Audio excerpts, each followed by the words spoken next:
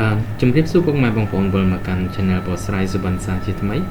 ថ្ងៃនេះផងដែរខ្ញុំនឹងលើកយកទាក់ទងនឹងពុកម៉ែបងប្អូនសុបិនថាបានលេងបាល់ទាត់បាទប្រសិនបើជាពុកម៉ែបងប្អូនសុបិនថាឃើញបាល់ឬក៏បានលេងបាល់ទាត់នោះទំនាយទាយដូច្នេះថាពុកម៉ែបងប្អូននឹងទទួលបានផលសម្រេចក្នុងការងារដែលកំពុងតែចាប់ផ្ដើមធ្វើ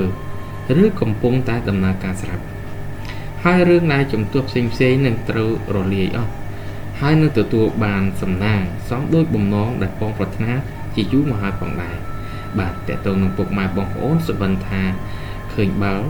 ឬក៏បានលេងបាល់ទាត់នេះគឺមានអត្ថន័យដូចការបកស្រាយខាងលើចំណែកឯលេខសំណាងសម្រាប់អ្នកសុបិនវិញនោះគឺលេខ05 06លេខ506លេខ508និងលេខ509បាទតើតើនឹងពុកម៉ែបងប្អូនសុបិនថា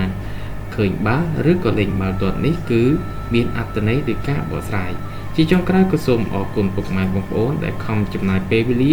ដ៏មានតម្លៃតាមដានសម្រាប់ Channel បកស្រាយពីដើមរហូតដល់ចប់ចុងក្រោយនេះក៏សូមជូនពរពុកម៉ែបងប្អូនជួបតែសំណាងល្អ